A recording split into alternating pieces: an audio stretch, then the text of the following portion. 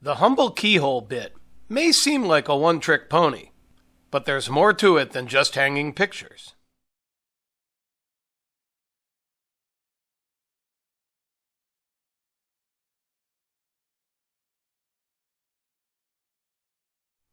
The tip of the bit can plunge cut a hole large enough for a screw head to pass through, while the neck of the bit cuts a slot that's big enough for the body of the screw, but not the head.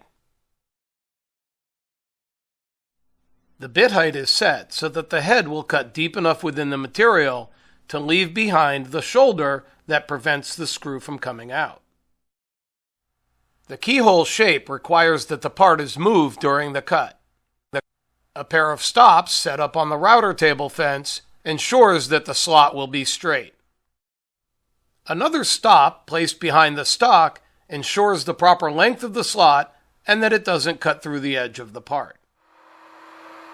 Hold the part against the fence above the bit, bring the part down onto the bit, slide to the back stop, then back to the fence and lift up.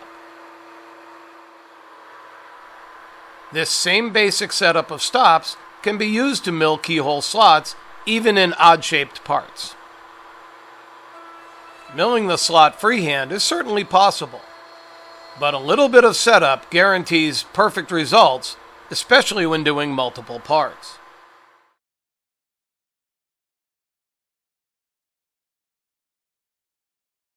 Keyhole slots can also be milled horizontally across a part. Only 2 stops are used for this cut, but they need to be spaced the width of the part plus the length of the slot, and the part is cut side to side rather than front to back. And these long slots can have the entry hole at one end or at both ends. These longer horizontal slots are very useful when using multiple screws. The distance between the screw heads doesn't have to be perfect. Although the bit is designed to make a slot for a number 8 screw, multiple passes can be used to make T-slots of different sizes.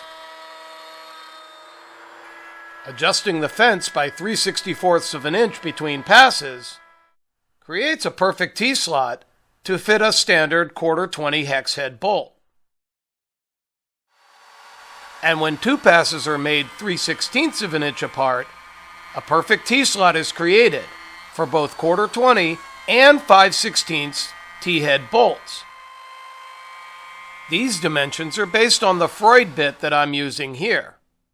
But with a few quick test cuts, the same results can be gotten with pretty much any keyhole bit.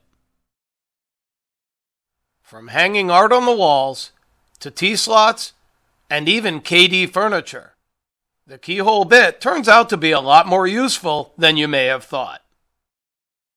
You can find more great content like this at woodcademy.com.